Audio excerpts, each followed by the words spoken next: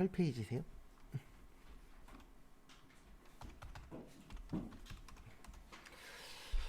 부가가치세는 전산회계 1급에서는 3문제 나옵니다. 이론에서. 그 다음에 전산세무 2급에서도 3문제가 나오는데 중요한 게 뭐냐면 실기에서 2문제가 나와요. 실기 쪽에서. 그래서 전산회계 1급에는 이론 위주로만 나오는데 세무 때는 실기 파트도 좀 출제가 됩니다. 그거는 좀 참고해 주시고요. 우리가 딴 건 몰라도 이거는 아셔야 돼요. 부가가치세 몇 프로 내죠? 10% 냅니다. 몇 프로요? 10%. 그래서 이거를 단일세율이라 그래요. 무슨 세율이라 그래요? 단일세율. 우리 단일의 뜻이 뭐죠? 몇 가지밖에 없어요? 한 가지밖에 없어요. 그래서 부가가치세는 현재 10%입니다. 근데 이번 정권은 아니고 이건 제 개인적인 생각인데 다음 정권이나 다다음 정권 때 부가가치세 100% 올라갑니다.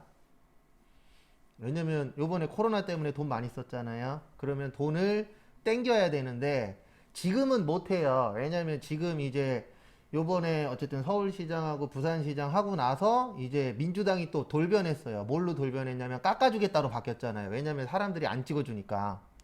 그러면 요번에는 세율 못 건드려요. 이거 건드리는 순간 안 찍어주거든요. 사람들이. 그래서 대부분 국회의원도 그렇고 저기 뭐냐 대통령도 그렇고 어쩔 수 없어요. 바꿀 때 초반에 바꿔버리거든요. 왜냐면 초반에 바꾸면 후반에 사람들 잊어버리잖아요. 또 한국 사람들은 또 워낙에 확 올랐다가 뭐예요? 확 떨어지죠. 그래서 아마 다음 정권이나 다다음 정권에 올릴 수밖에 없어요. 왜냐면 돈이 없으니까 국가가. 그러면 올리기 제일 쉬운 것 중에 하나가 지금 현재 후보 중에 하나가 이분이에요. 부가가치세. 솔직히 제 개인적인 소망은 저 학원 수업 고만할 때까지는 10%면 좋겠어요. 왜냐면 10%가 계산하기 어때요? 편하죠. 네. 후보는 12% 내지 12%에서 15% 사이 될 확률이 높아요. 근데 왜 올리기 딱 좋냐면은 우리나라가 그 일명 이런 거 할 때만 꼭 나오는 용어가 있어요. OECD 가맹국이라고. 꼭 쓸데 없을 때는 그러면 OECD 가맹국을 찾습니다. OECD 가맹국 중에서 부가가치세가 낮은 편이에요. 일본이 이제 부가가치세라고 얘기는 안 하는데 그 부가가치세하고 관련된 세금을 다 합치면 거의 20% 육박하거든요. 한 18% 정도 돼요. 근데 우리나라는 현재 몇 프로예요? 10%예요. 그래서 아마 올릴 확률이 되게 높아요. 왜냐면 이거 올린다는 얘기는 몇십 년 전부터 얘기가 계속 나오던 거였거든요. 근데 거기에다가 코로나 때문에 나간 세금은 많은데 들어오는 세금은 적잖아요. 그래서 제 개인적인 생각은 빠르면 다음 정권, 늦어도 다다음 정권에는 이거 손댈 확률이 좀 높긴 합니다. 그러면은 물가가 조금은 뭐 할 거예요? 올라갈 수밖에 없어요. 근데 상황이 상황인지라 아마 코로나 안정되면은 올라갈 것 같아요. 분위기는. 근데 어쨌든 우리는 몇 프로예요? 아직은 10%예요. 그래서 앞에 보세요. 일단 구조를 좀 설명을 드릴게요. 그래서 만약에 공장이 있고 도매업자가 있고 소매업자가 있고 저희들을 뭐라 그래요? 최종 소비자라고 합니다. 그 다음에 매출하고 매입하고 매출세액, 매입세액, 납부세액.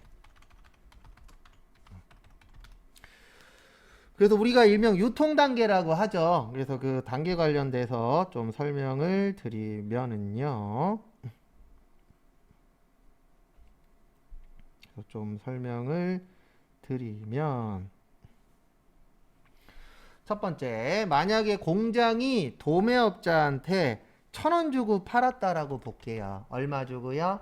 1,000원. 그럼 부가세 몇 프로라고요? 10%. 그래서 100원이에요.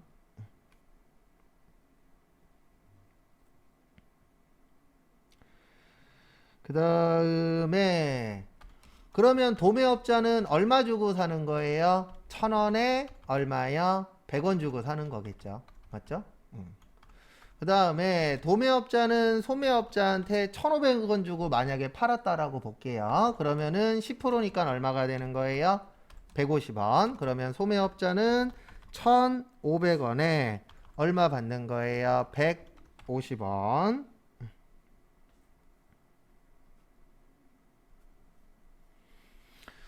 그러면 소매업자도 이제 최종 소비자한테 팔겠죠. 2,000원에 판다라고 볼게요. 그러면 세금은 10%니까 얼마예요?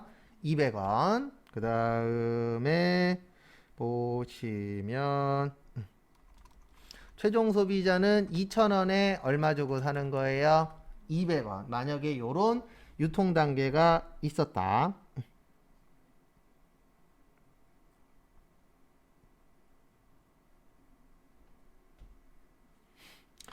그 다음에 납부세액은 이렇게 구하도록 되어 있어요. 어떻게 구하도록 되어 있냐면은요, 매출세액에서 매입세액을 빼요.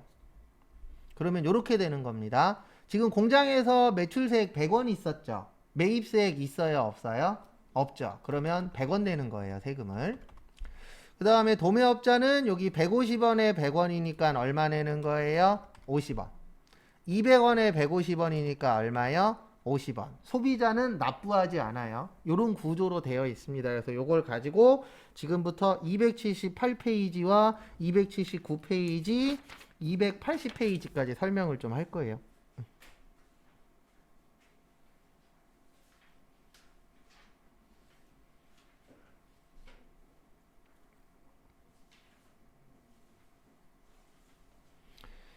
그 다음에 보시면은요, 거기 278페이지 보시면 부가가치세 정의, 그래서 부가가치세는 VAT라고 표현을 합니다. 왜 그러냐면 Value Add Tax의 앞글자를 따서 뭐라 그래요? VAT라고 해요. 그래서 이론상 부가가치를 과세 대상으로 하는 조세예요. 이 부가가치가 뭐냐면 여기 보십시오. 공장은 앞에 아무것도 없었죠. 그러면 0이 1,000원이 된 거예요. 얼마가 얼마 된 거라고요? 0이 1,000원 된 겁니다. 그러면 1,000원에 10%니까 얼마예요? 100원. 그 다음에 도매업은 1,000원짜리였는데 얼마가 됐어요? 1,500원이 됐죠. 그러면 얼마의 부가가치가 늘어난 거예요? 500원. 500원에 10%니까 얼마요? 50원. 그 다음에 도매업자하고 소매업자는 1,500원에서 2,000원 됐죠. 얼마의 부가가치가 생겼어요? 500원. 500원에 몇 프로요? 10%. 그래서 얼마요?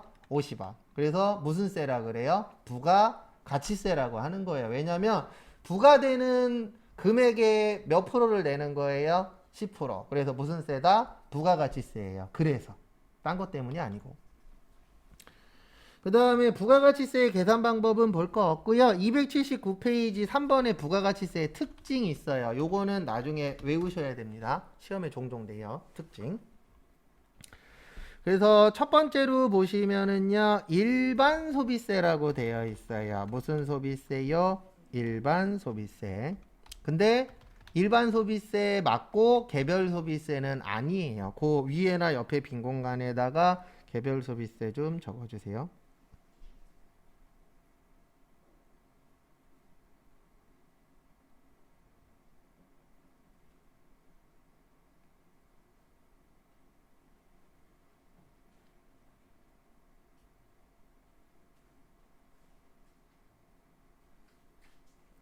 그래서 보시면은요, 이게 무슨 뜻이냐면 부가가치세는 일반적으로 소비하면 내는 거예요. 그걸 무슨 소비세라 그래요? 일반 소비세라고 표현을 합니다. 그래서 일반적으로 소비한다의 뜻이 뭐냐면 우리 그냥 물건 사요, 안 사요?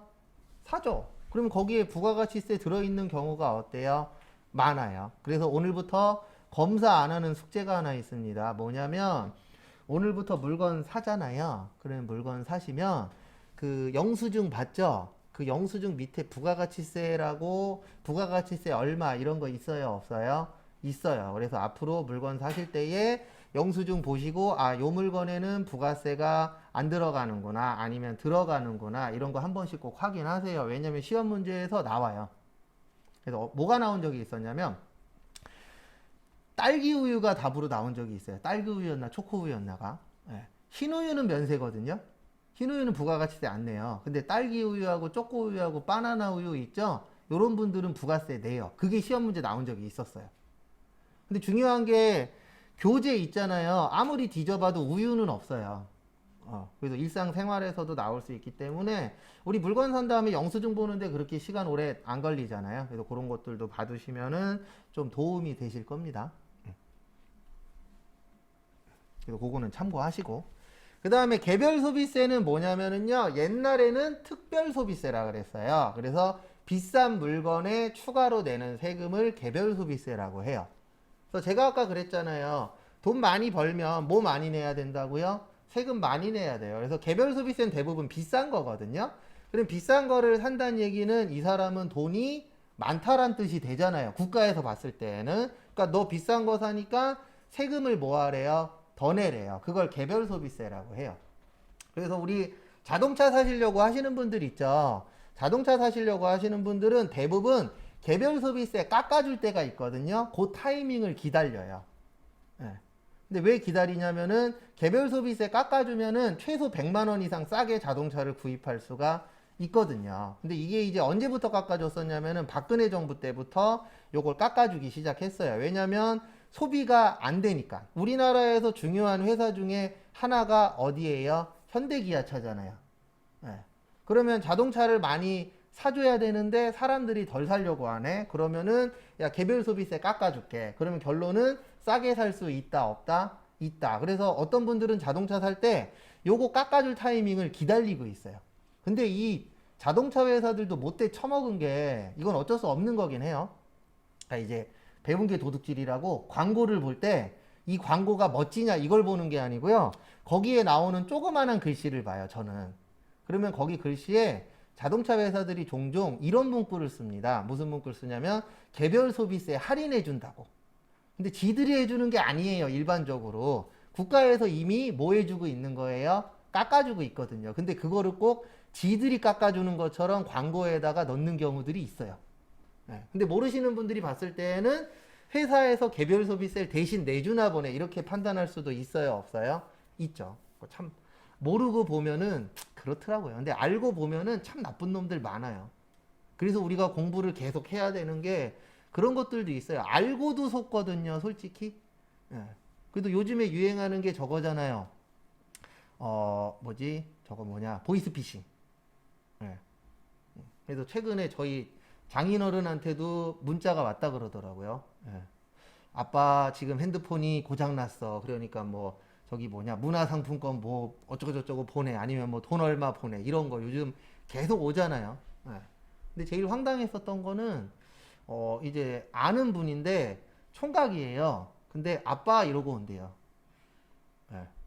그게 참 서럽다 그러더라고요. 나는 자식이 없는데 맨날 아빠 얼마 보내 이런 게 온대요. 결론은 무작위로 막 보내잖아요. 그래서 한 놈만 걸려라잖아요. 항상. 그래서 개별 소비세는 싼 거에 들어가는 건 아닙니다. 뭐 한 거예요? 비싼 거. 그래서 일반적으로 뭐 자동차라던가 아니면 명품 중에 명품 백 중에 300만 원 넘는 거 있죠. 그런 거에는 또 개별 소비세가 붙어요. 가격에 따라서 틀려요. 그래서 좀 명품이어도 좀 저렴한 것들에는 안 붙고 비싼 거에는 이제 개별 소비세가 붙습니다. 그 다음에 간접세.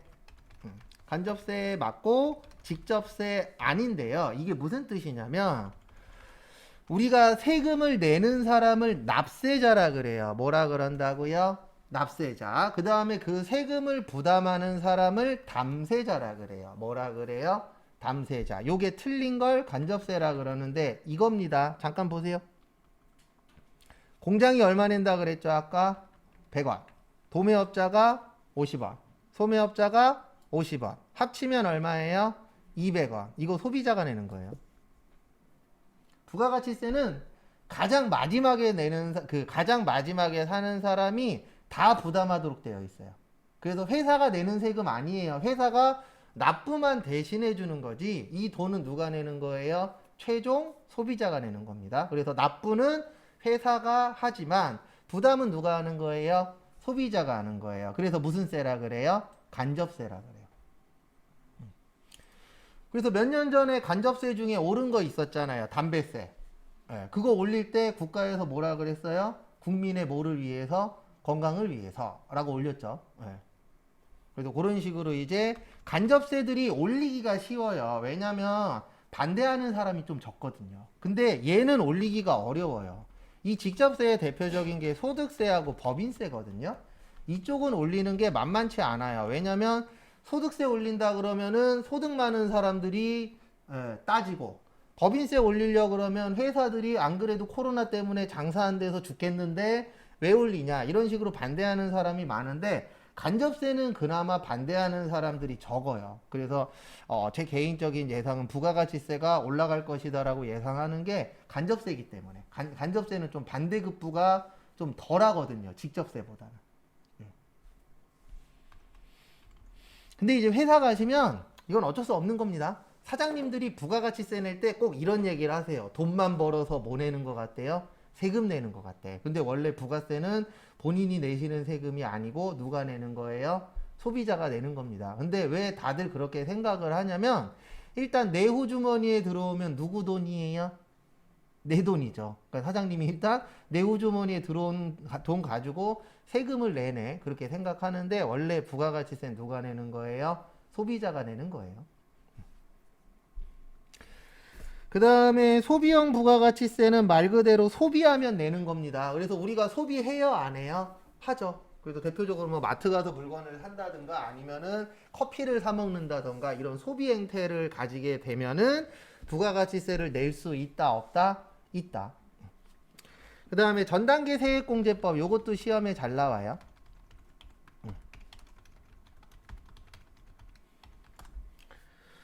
그래서 세법이든 회계든 처음에 공부하실 때 가장 어려운 부분은 이거라 그랬어요. 뭐라 그랬냐면은 용어. 그래서 공제의 뜻이 뭐냐면 빼주겠다는 얘기예요.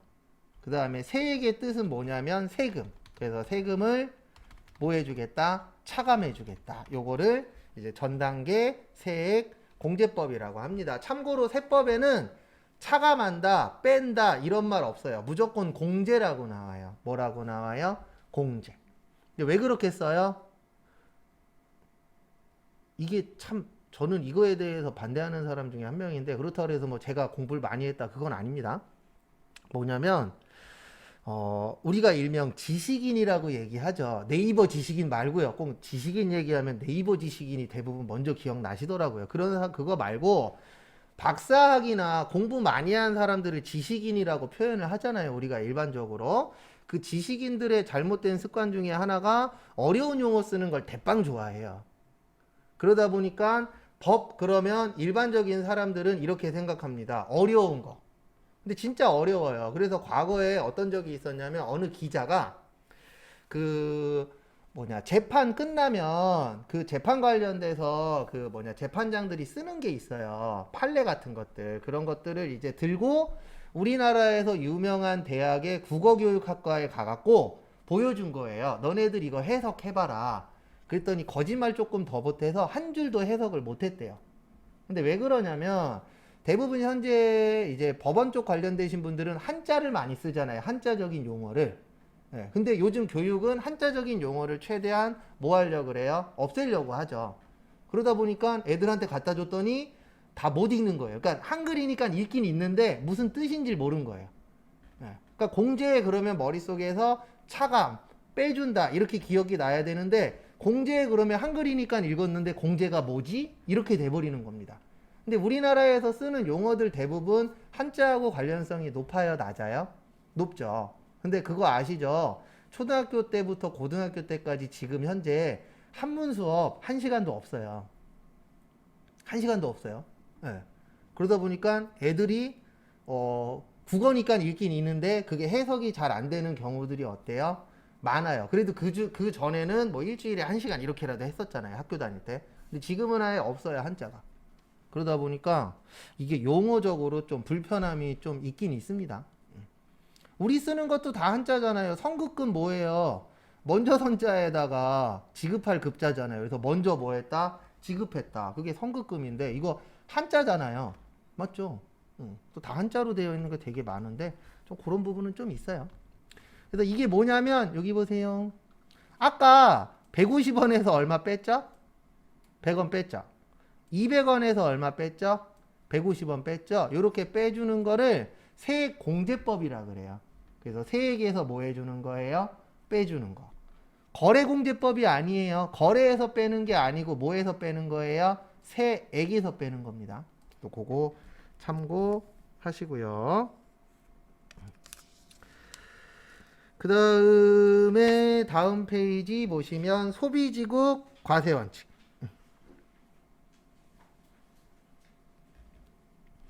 또 소비지국 무슨 원칙이요?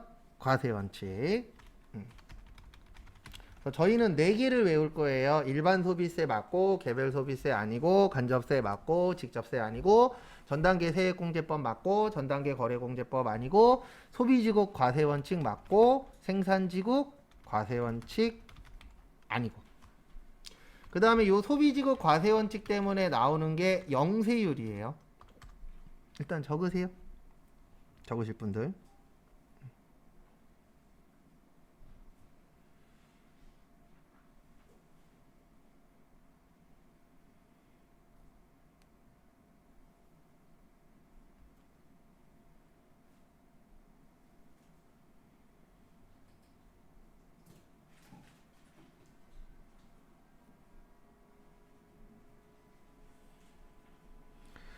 그래서 앞에 보시면은요. 앞에 보시면 소비지국 과세원칙의 뜻이 뭐냐면은요. 소비지국의 뜻이 뭐예요? 소비지국. 소비되는 나라를 뭐라 그래요? 소비지국이라고 해요. 나라국자잖아요. 그 다음에 과세의 뜻이 뭐냐면 세금 내는 거예요. 그래서 소비지국 과세원칙의 뜻은 소비되는 나라에다가 뭐 내라? 세금 내라. 네. 그래서 요거는 수출 관련된 거예요. 뭐 관련된 거예요? 수출. 그러면 수출할 때에 우리나라는 소비지국이 될까요? 생산지국이 될까요? 생산지국이 되겠죠. 그래서 우리나라에다가는 세금을 안 내요. 그래서 무슨 율이라 그래요? 영세율. 영세율의 뜻이 뭐냐면 세율이 몇 프로인 거예요? 0%인 거예요. 그걸 뭐라 그래요? 영세율이라고 표현을 합니다. 그래서 이제 수출하는 물건에 대해서는 세금을 내지 말자. 그거를 소비지국 무슨 원칙이라 그래요? 과세 원칙이라 그래요. 그래서 이걸 해주는 이유는 이런 부분들이에요. 영세율이 있는 이유는 일단 첫 번째로 소비지국 무슨 원칙이요? 과세 원칙도 있고요. 그 다음에 이제 매출을 높이기 위해서, 올리기 위해서. 그러니까 수출 증진 목적도 있어요. 이게 무슨 뜻이냐면 우리 모나미 볼펜 아시죠? 만약에 모나미 볼펜이 1,000원짜리가 있어요. 얼마짜리가 있어요? 1,000원. 그 다음에 1,100원짜리가 있어요. 만약에 똑같은 모나미 볼펜인데 우리 인터넷에서 물건 찾다 보면은 똑같은 물건인데 가격 차이 나는 경우 있죠. 그러면 여러분들이 만약에 살려고 해요. 그러면은 1,000원짜리 살 거예요? 1,100원짜리 살 거예요? 똑같은 물건이면 1,000원짜리 사겠죠. 네. 그래서 결론은 이거예요. 수출하는 물건에다가는 부가가치세 붙이지 마. 그러면 1,000원이 되겠죠. 근데 부가가치세를 붙이면 얼마가 돼요? 1,100원이 되잖아요. 그러면 1,000원짜리가 잘 팔려요? 1,100원짜리가 잘 팔려요? 1,000원짜리가 잘 팔릴 겁니다. 그래서 수출이 늘어날 수 있게끔 하려면 이 물건에 대해서 부가가치세를 내지 말자. 그래서 무슨 율이라고 하는 거예요? 영세율. 세율이 몇 프로다? 0%다. 그거를 영세율이라고 표현을 합니다. 근데 지금 막 설명드린 건 그냥 이해하시라고 설명드린 거고 일단은 어느 정도 기억이 나셔야 됩니다. 그 다음에 교재는 280페이지.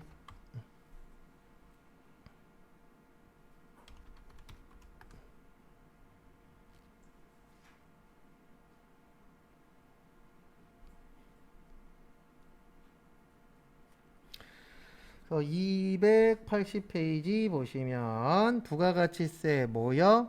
총칙. 보시면은 거기에다 밑줄 좀 쳐주세요. 부가가치세 납세 의무자는 사업자예요. 뭐라고요? 사업자.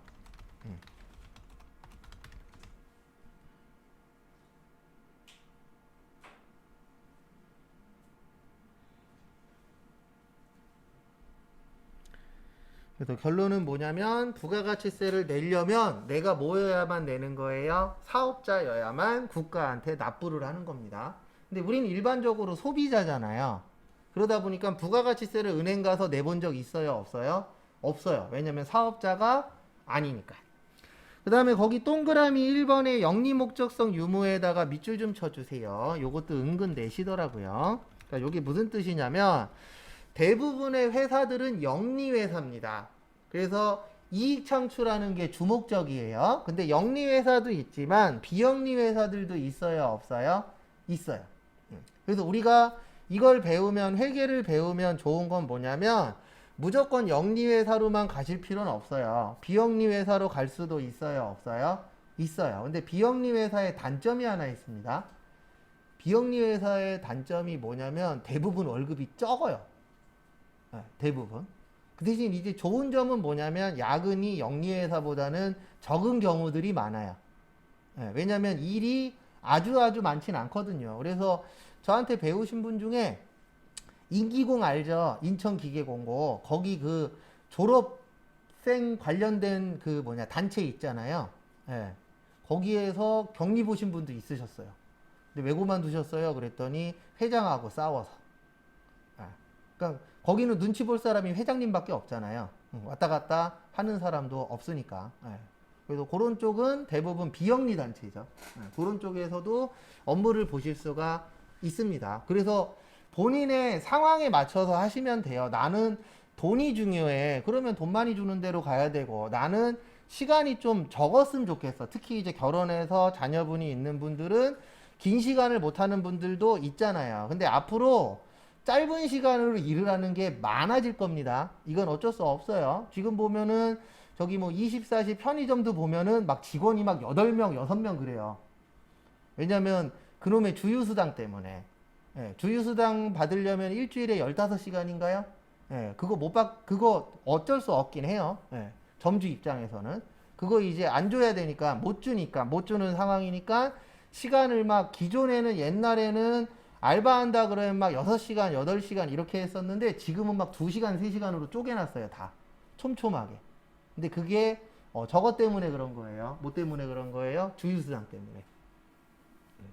그래서 주유수당을 못 주는 상황이니까 이제 주유수당을 안 주려면은 시간을 쪼개는 거죠.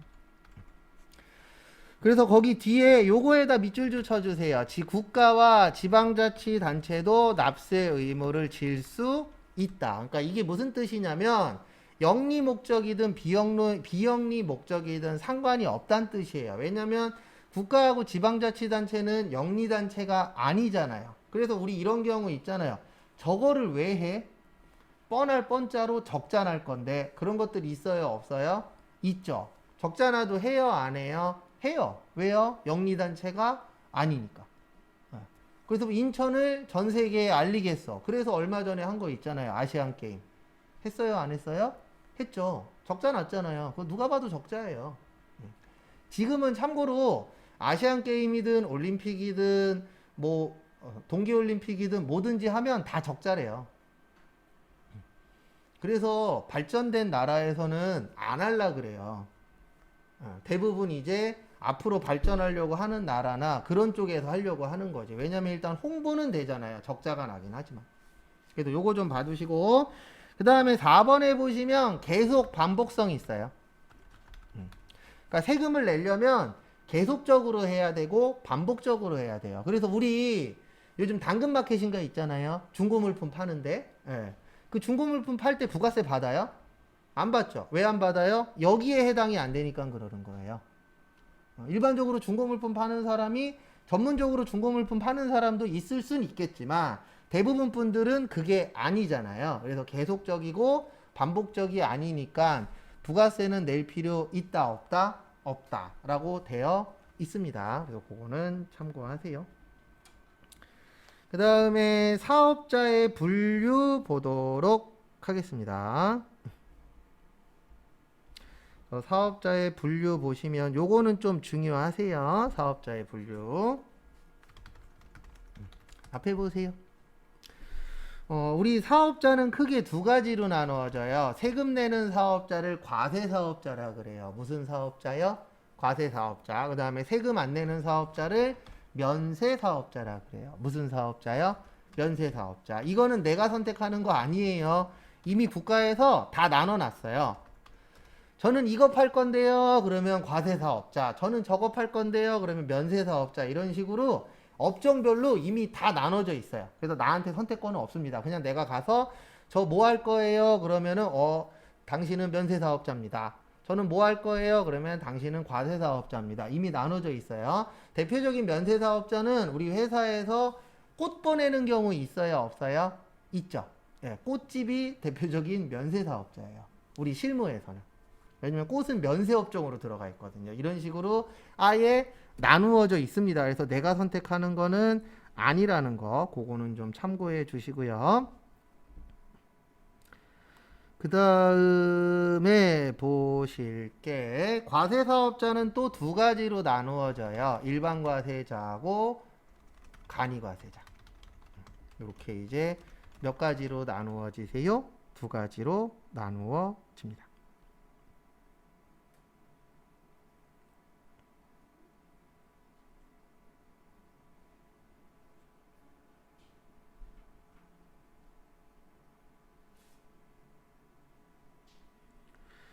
그래서 보시면은요, 요 간이과세자가 중요해요. 예, 간이과세자는 개인만 돼요. 법인은 안 돼요. 그래서 개인만 되고, 올해 요게 바뀌었어요. 요거 시험 문제 나올 확률 높아요. 직전 연도, 직전 과세기간, 직전 연도로 할게요. 거기 교재랑 맞추는 게 좋으니까. 직전 연도 공급 대가가 요게 바뀌었어요. 올해부터 8천만 원 미만이에요. 얼마 미만이요? 8천만 원 미만. 그래서 거기 교재 보시면은 계정이라고 써 있는 거 보이세요? 네, 계정이라고 써 있는 거는 올해 바뀌었다는 뜻이에요. 언제 바뀌었다고요? 올해 변경됐다. 그거를 계정이라고 일명 표현합니다.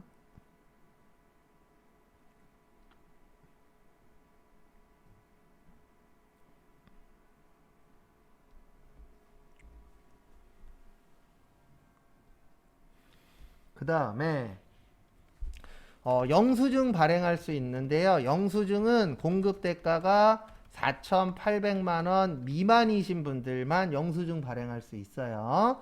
그 다음에 공급 대가가 4,800만 원이 안 되면 납부 면제.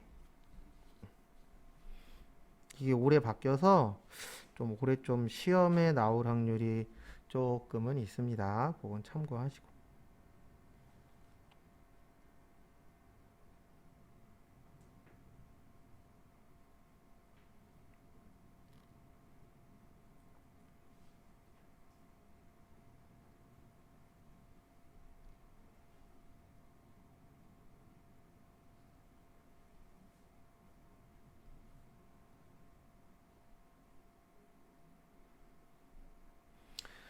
그래서 앞에 보시면은요, 이게 무슨 뜻인지 한 번 더 설명을 드리도록 하겠습니다. 그래서 간이과세자는 다 되는 게 아니에요. 기본적으로 무슨 사업자만 되는 거예요? 개인 사업자. 근데 왜 개인 사업자만 해주냐면 이 간이과세자는 사업하시는 분들 중에서 열악한 분들만 해당이 되는 거예요. 예. 왜냐면 여기 보시면 직전 연도 공급 대가가 8천만 원 미만이라 그랬죠. 요 공급 대가의 뜻이 뭐냐면 부가세 포함이에요. 그러니까 1년 동안의 매출액이 8천만 원도 안 되는 사업장인 거예요.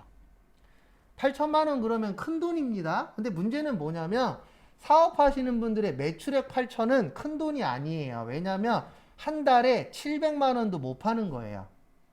맞죠? 그러면은 일반적으로 우리가 장사한다라고 치면 아무리 많이 남아도 반 이상 안 남아요. 그러면 700에서 만약에 우리 회사가 40% 남아요. 몇 프로요? 40%. 그러면 40% 남아야 280만 원 버는 거예요. 한 달에. 사업해서 280만 원 벌 거면 안 하는 게 뭐 할 수도 있죠? 나을 수도 있겠죠. 뭐 어쩔 수 없는 상황이면 하셔야 되겠지만 일반적으로 280만 원 벌라고 사업하시는 분들 있어요? 없어요? 없어요. 대부분 사업하는 사람들은 못 벌어도 500 이상. 기왕이면 얼마 이상이요? 1000만 원 이상. 이런 목표 다들 갖고 하는 거잖아요. 근데 만약에 내가 한 달 동안에 250, 300도 못 벌어. 그럼 그냥 회사 다니는 게 나을 수도 있어요? 없어요? 있죠. 그래서 얼마보다 적다? 8천만 원보다 적다. 그러면 많이 파시는 분, 적게 파시는 분, 적게 파시는 분. 그러면 국가 입장에서는 적게 파시는 분들은 보호를 해야 되잖아요. 그 보호하는 방법 중에 하나가 간이과세자라는 제도를 줘서 세금을 적게 내게끔 만들어 드리는 거예요. 그 다음에 영수증 발행인데 4,800만 원보다 적으신 분들만 영수증 발행하는 거고요. 4,800만 원보다 많으신 분들은 세금 계산서 발행하는 거예요. 뭐 발행한다고요?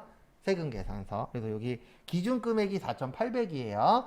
그 다음에 1년 동안에 4,800만 원도 못 파시는 분들은 내야 될 세금이 많을까요? 적을까요? 적겠죠. 예, 그러니까 국가에서 그냥 안 받겠다. 왜냐하면 내야 될 돈도 적지만 그 적은 금액이라도 활용해서 일을 하시라고 아예 안 받아요. 그리고 만약에 냈더라도 돌려줍니다. 근데 솔직히 이거는 좀 속 보이는 얘기기는 해요. 4,800만 원 안 되면 내야 되는 돈이 아주 적긴 합니다. 근데 결론적으로는 그 적은 금액도 그분들한테는 소중한 돈일 수 있어요, 없어요? 있죠. 그래서 적으니까 그냥 그 돈을 활용하시라고 아예 납부도 뭐 해주고 있어요? 면제해주고 있어요. 근데 실질적으로 일반적인 분들이 간이과세자 하려고 사업하시는 분들은 많지는 않습니다. 그러니까 대부분 간이과세자는 1인 사업자예요. 왜냐면 8천만 원도 1년에 못 파는데 직원 쓸 수 있어요, 없어요? 없어요. 그래서 대부분 1인 사업자들이 간이과세자가 많습니다. 그 다음에 일반과세자는 요거를 발행하실 수 있어요. 무조건 세금계산서 발행하셔야 돼요. 일반과세자는. 그 다음에 간이과세자 중에서는 얼마가 넘는 분들은 세금계산서 발행할 수 있다고요? 4,800. 그 다음에 면세사업자는요, 뭐 하실 수 있는 분이냐면 요거 발행하는 분이 면세사업자예요. 계산서.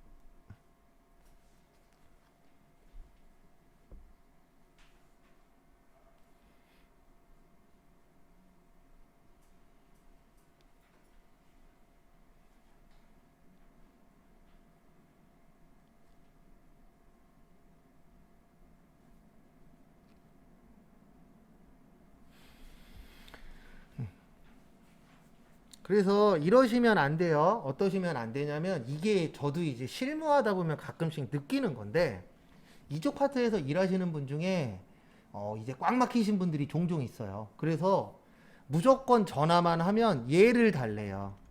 뭐 달래요? 세금 계산서. 근데 중요한 게 뭐냐면 우리 회사가 만약에 면세사업자예요. 뭐예요? 면세사업자. 면세사업자는 세금 계산서 줄 수 있어요? 없어요? 없죠. 맞죠? 면세사업자 뭐만 발행할 수 있다고요? 계산서만. 근데 무턱대고 계속 세금 계산서만 달래. 이런 분들이 있습니다. 종종. 근데 참 재밌는 게 뭐냐면 내 말은 안 믿거든요. 근데 공무원 말은 또 믿으세요. 그런 분들의 특징 중에 하나가. 네. 그러니까 내가 계산서는 저희는 계산서밖에 못 드려요. 그러면 안 믿어요. 근데 또 저기 뭐냐 공무원한테 물어봐갖고 계산서만 받을 수 있대. 그럼 또 믿으시더라고요. 참 재밌어요. 네. 똑같은 얘기를 해도 누가 얘기하느냐에 따라서 이게 참 틀려지더라고요. 그리고 요거는 알고 계셔야 돼요. 공급대가라고 나오면 부가세 포함이에요. 그 다음에 공급 가액이라고 나오면 부가세 별도예요. 그래서 요거 뜻도 좀 알고 계셔야 앞으로 문제 푸실 때 편합니다. 그리고 특히 간이과세자 외우긴 할 건데 간이과세자 나올 확률이 좀 있어요.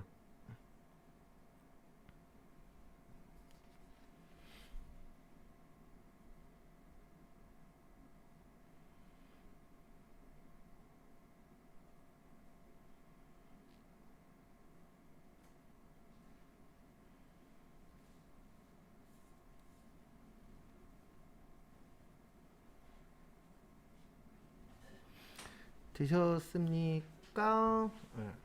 참고하시고요. 그 다음에 교재는 281페이지 말고 281페이지 밑에 보세요. 밑에 거기 표 하나 있어요. 그래서 과세기간이라고 있는데 우리나라는 신고납부주의예요. 무슨 주의라고요? 신고납부주의. 이게 무슨 뜻이냐면 국가에서는 날짜만 만들어놔요. 그러면 그 날짜 됐을 때에 신고도 하셔야 되고 뭐도 하셔야 돼요? 납부도 하셔야 돼요. 그래서 격리직원이 필요한 거고 그래서 세무사 사무실이 있는 거예요. 왜냐면 날짜 되면 뭐 해야 되니까?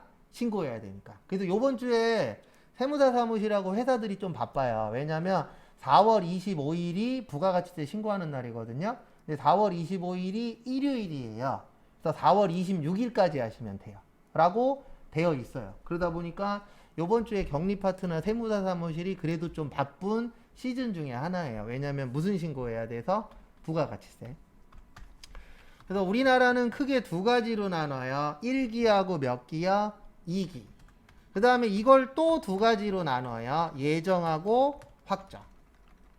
그래서 결론은 1년을 몇 등분 하셔야 돼요? 4등분 하셔야 돼요. 몇 등분이요? 4등분. 그래서 1월 1일에서 3월 31일, 4월 1일에서 6월 30, 7월 1일에서 9, 아이고,